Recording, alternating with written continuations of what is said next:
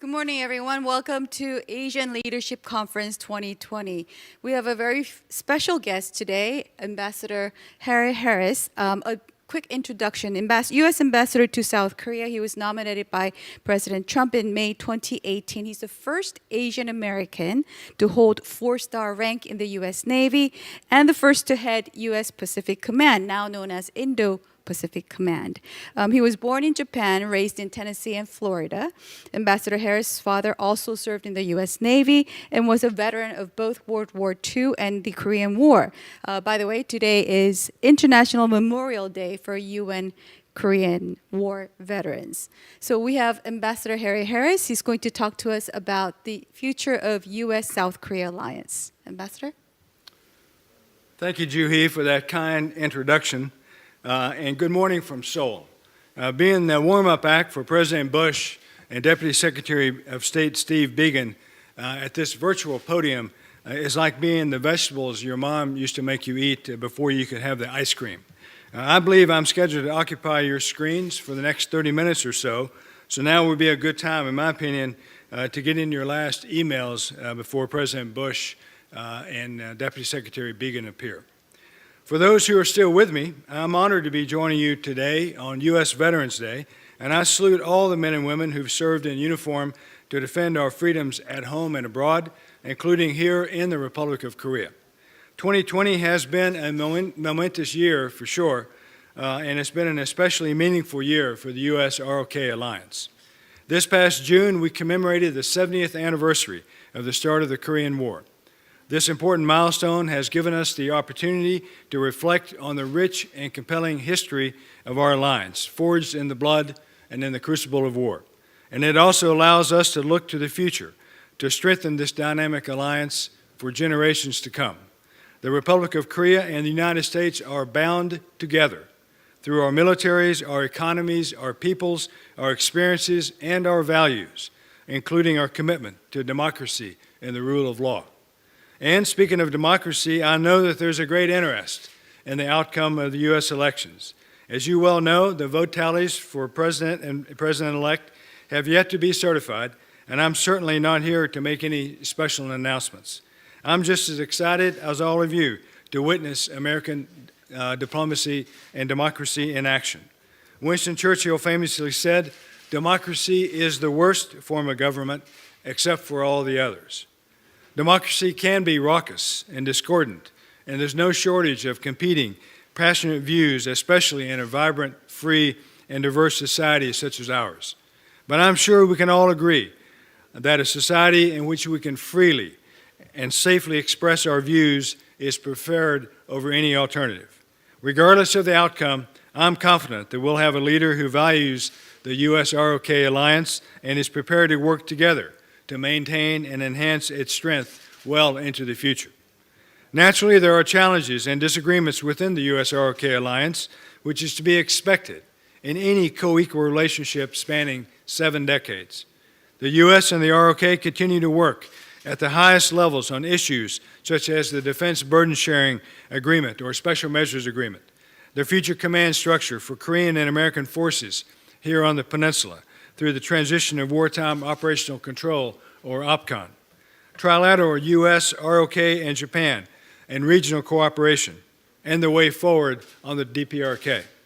No one country can shape the future of this region in isolation, and no vision for the region is complete without a robust network of sovereign countries cooperating to secure their collective interests. As we have for the last 70 years, we'll go forward together. Over the past 7 decades, South Korea transformed itself into a major economy, an innovation nation, and powerhouse in the region, exporting everything from ships to cutting-edge cell phones, from COVID testing kits to scientific best practices, and from ramyeon to K-pop to Parasite, and I hear the K-trot is next. In keeping with these changing times and changing threats, I'm confident that the U.S.-ROK Alliance will continue to evolve for the better. Now, before I pass the virtual microphone here back to Joo-hee, let me say that I've been given an amazing chance to work here in Korea. I say this a lot because it's true. There isn't a better place to serve as the U.S. ambassador and no better partner and strategic ally for the United States than the Republic of Korea. Thank you, and I look forward to your questions. Thank you, Ambassador Harris. If you would have a seat. Thank you very much for your warm speech. Actually, you join us at a very critical time as a new U.S. president is expected to be sworn in. Many of us here are very interested in what you have to say. Let me begin with this question. It may be a difficult question for you as the current ambassador to South Korea, but how will the new Biden administration differ from Trump era in its approach to U.S.-South Korea alliance? Yeah, so Julie, that's a great question, but it's not one that I'm going to answer because I simply don't know. I think you would be better served by asking someone from the Biden team if they are actually elected. If they are actually elected, okay. I did read the news this morning. All right. Then let's go to your service in the past 2 years. I mean, looking back on the South Korea-U.S. alliance for the past 4 years, Trump's America First policy. There was also criticism of South Korea free riding on the U.S., threats to raise tariffs, this huge bill demanding South Korea to pay to host U.S. troops, his confrontational approach to China, all these have put the Moon administration in an uncomfortable spot. And as the U.S. ambassador to South Korea, among these, which was the most challenging to you? That's a great question, but before I answer that, let me just go back to the end of the very first question that you asked, if I may. I just wanted to clarify that, and I think everyone here knows this, but there is a process to count, certify, and then choose electors as we go through this process of electing a new president. And we're going through this right now, but I want everyone to rest assured that whoever is the next president of the United States, that person will keep the alliance between the ROK, the Republic of Korea, and the United States at the forefront. I just want to assure everyone of that. Now, back to the second question that you asked. I think you're asking me, Juhi, to really grade President Trump's homework, and I'm just not going to do that. You know, my job isn't to grade his policies or the administration's priorities. My job is to be the senior representative, to be the messenger of the president to the Republic of Korea, and to explain his priorities and policies, not to advocate for any opposing view, if you will. The challenge comes, I believe, when President Trump's policies differ from President Moon's. And that's to be expected, as I said in my prepared remarks. That's to be expected in any relationship that spans 7 decades. But despite those differences, I believe our alliance remains strong. And a couple of quick examples, you know, Deputy Secretary Began, who's going to follow me to the podium, to the virtual podium here, he made his very first trip post-COVID to the Republic of Korea. Just earlier this week, the Korean Foreign Minister Kang met with Secretary Pompeo in Washington.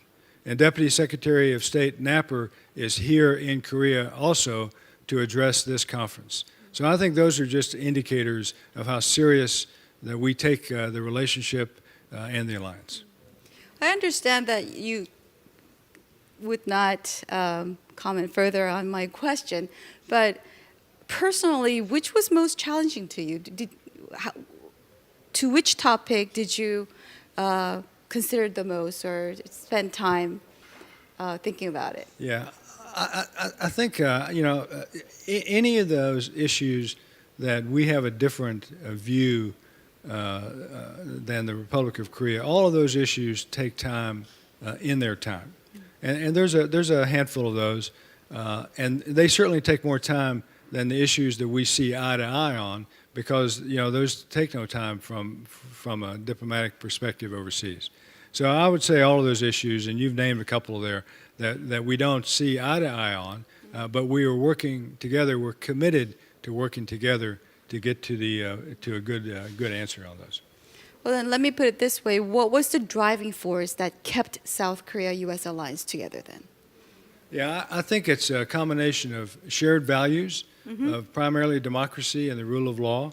I think the shared history that we have, this idea that we have an alliance forged in blood that started 70 years ago, and we have shared concerns as well. We have the deepest imaginable people-to-people ties between our countries, and I think those are the driving forces that keep our alliance as strong as it has been, and as strong as it is, and clearly as strong as it will be. Indeed. Well, in which areas do you think lies room for improvement between the two countries in the next year?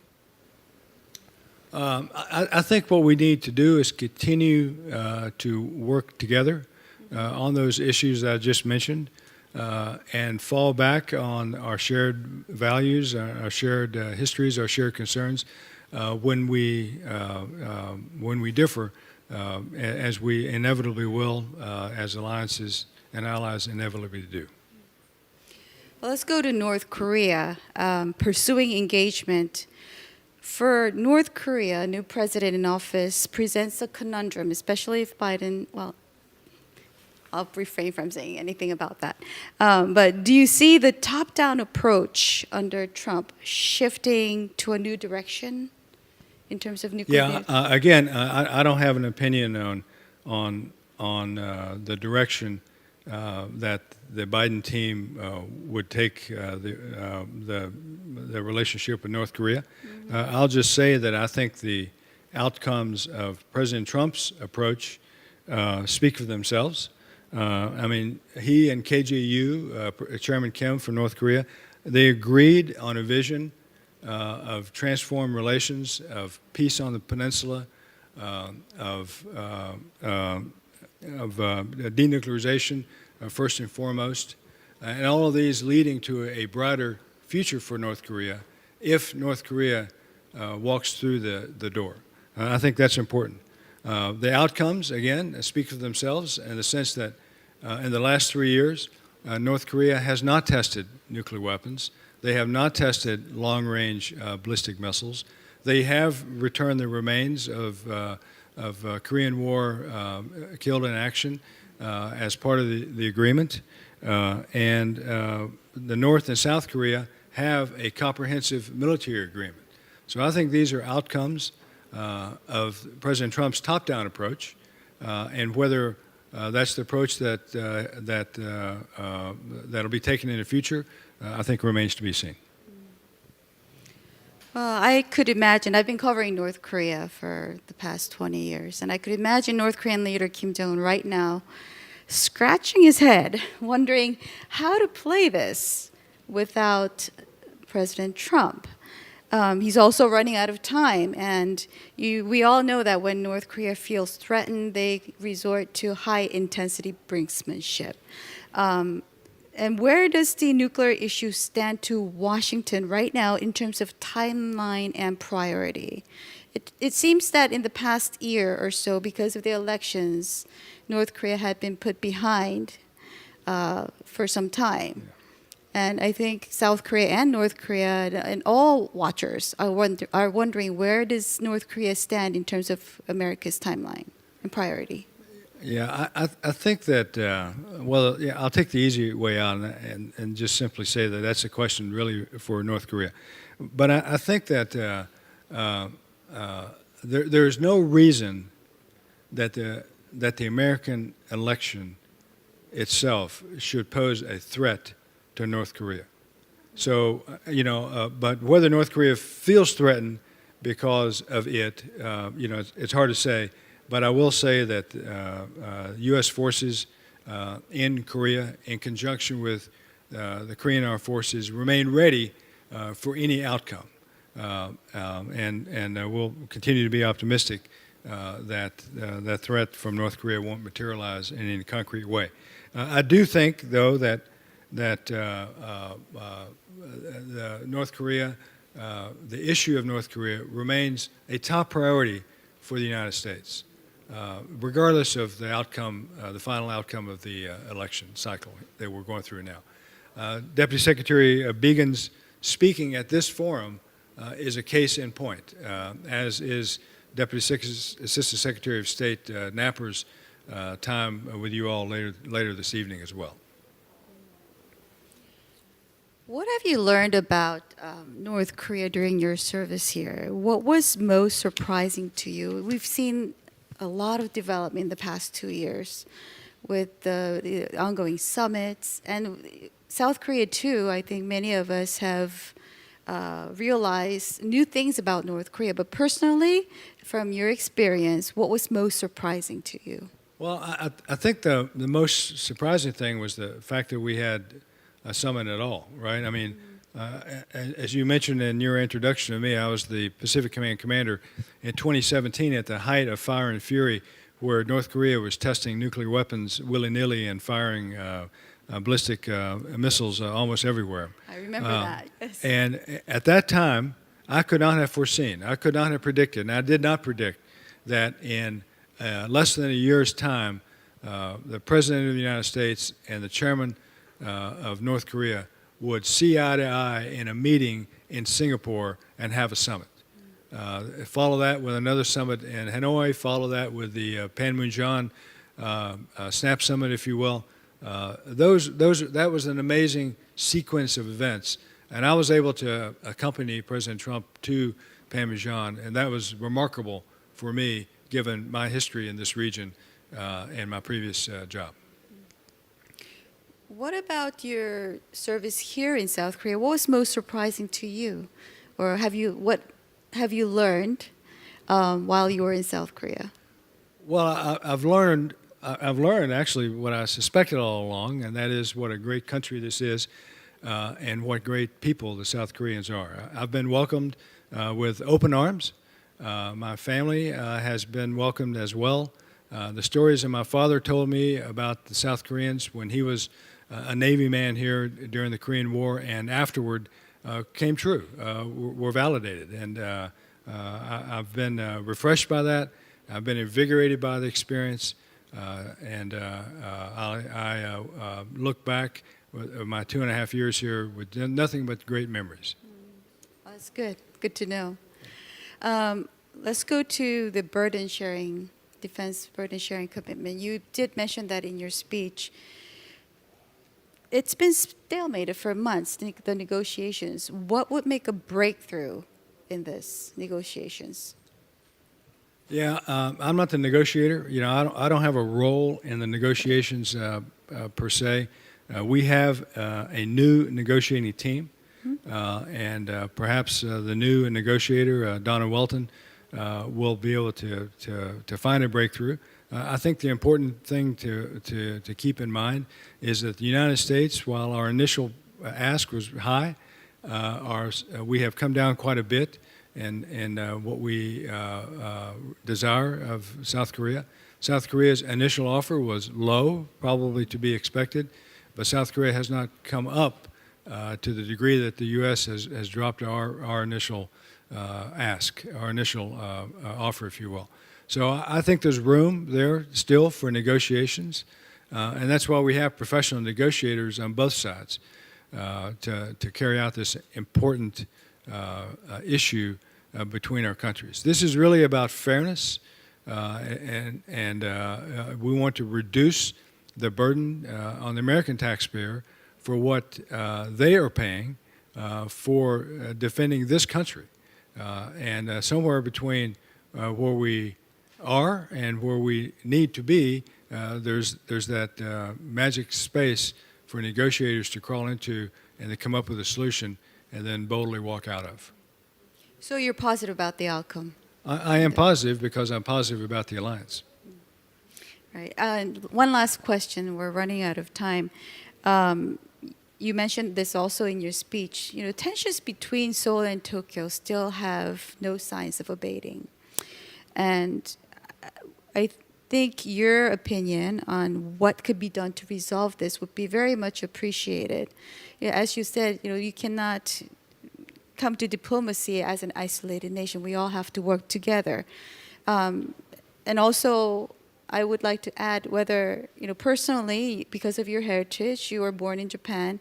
I mean, does this make you uncomfortable, the situation between South Korea and Japan? Yeah, it does not make me uncomfortable from the perspective of being a Japanese-American diplomat. What it makes me uncomfortable is from the perspective of being an American diplomat. And that is that our two key allies in East Asia, in Northeast Asia, Japan and the Republic of Korea, don't see eye to eye on issues that affect the economies in the area, in the region, and the security in the region. And when the differences between Tokyo and Seoul cross into the security realm, and then that affects the United States, our relationships, our own security. So that's why I am so concerned that Japan and the Republic of Korea cannot seem to work out the differences that they have, as importantly historically as they are, as importantly economically as they are. I encourage them both to come to the negotiating table and work this out. It is that important, in my opinion. Great. Well, thank you so much for joining us. It was a very short but compact, very important discussion.